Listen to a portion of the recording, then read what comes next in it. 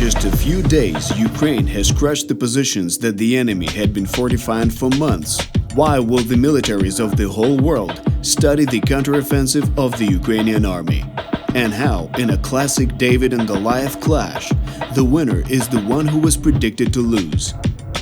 In today's United24 video, we'll talk about the unique operation of the armed forces of Ukraine and learn how to defeat the biggest country on earth. Lieutenant Colonel of Ukrainian Army tells about the counteroffensive in Kharkiv region conducted in the northeast of Ukraine in early September. Ключові військові з усього світу, в принципі, спілкуються. І всі вони оцінюють цю операцію як абсолютно блискучу та кажуть, що вона увійде в усі підручники з тактики та стратегії. Це прорив у військовій справі. Цією операцією українці приголомшили усі.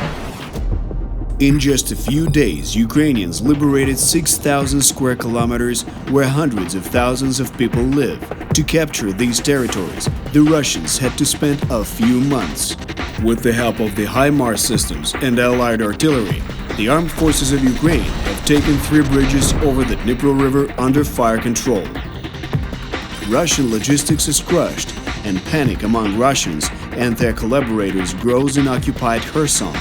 The possibility of the Ukrainian counteroffensive is fleeing in the air. And it starts. Ukrainian forces simultaneously attack from 3 directions. They liberate a few towns and villages while actively destroying the enemy's ammunition storages and headquarters. Russians urgently send their best troops down south, including those from the northeast of Ukraine, near the great city of Kharkiv. Eventually, the Ukrainian southern offensive slows down to rapidly unfold in the northeast. September 6th, Ukrainian troops started advancing in the Balaklia-Volokhiv Yar-Shevchenkove direction.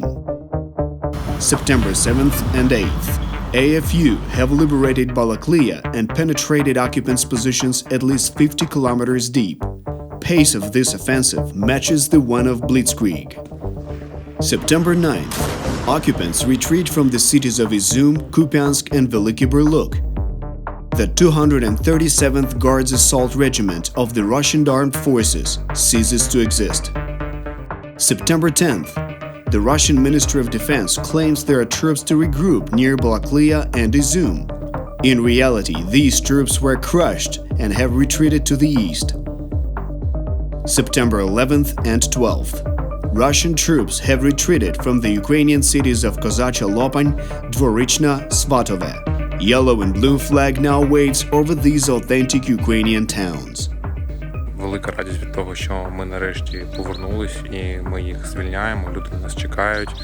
В одному селі розгорнули прапор, коли ми заїжджали. Люди стоять, плачуть, обіймають нас. І не дивлячись на те, що в них не було опалення, світла, води, вони приносять нам їжу, турбуються за нас, питають, чим вони можуть нам ще бути корисними і як вони нам можуть допомогти. New York Times states, "The fall of the strategically important city of Izum in Ukraine's east is the most devastating blow to Russia since its humiliating retreat from Kyiv." The world's media explode praising Ukrainian fighters. According to the General Staff of Ukraine, 2,850 occupants and 590 vehicles were destroyed between the 6th and 11th of September. The cost of this weaponry, estimated by Forbes, exceeds $670 million.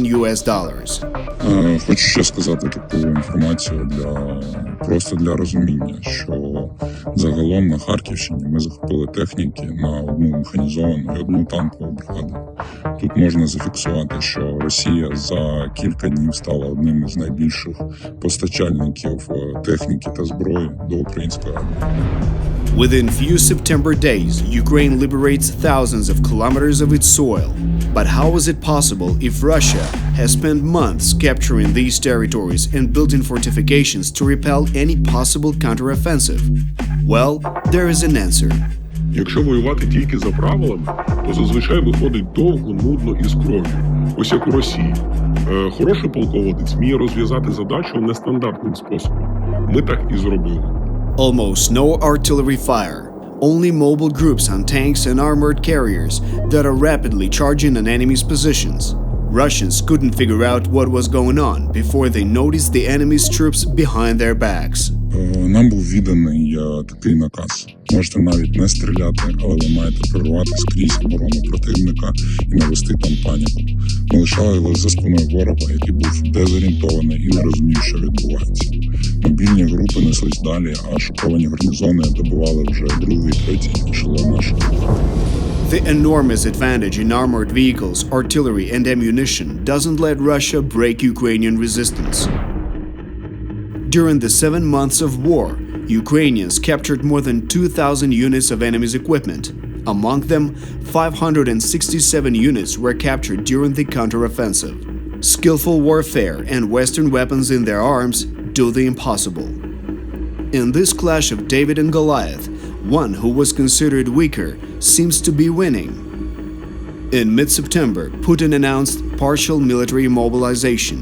His idea is to throw a few more hundreds of thousands of soldiers into the war against Ukraine. In Russia, this event has embraced an unofficial name of funeralization. Online searches for emigrating from Russia have skyrocketed. After 6 months, even Russians themselves understand that going to war in Ukraine is a one-way ticket. What else does Russia have in its sleeve, apart from throwing a few hundred thousands of people in hell, attacking civil infrastructure? On the 11th of September, a rocket struck the Kharkiv thermal power plant, the second most powerful in Ukraine. Subway trains stopped, trolleybuses got short-circuited, and millions of civilians were left without electricity.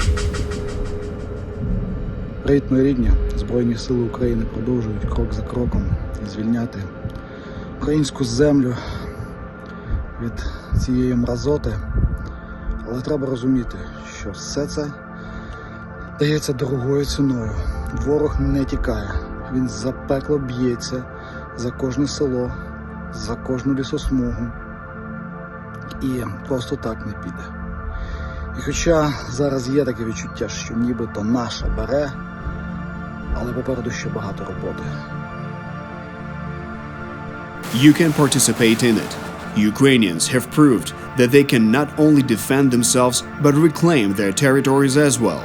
They still require modern weapons to win the battle for liberty. Support Forces of Light by sending a donation or sharing this video.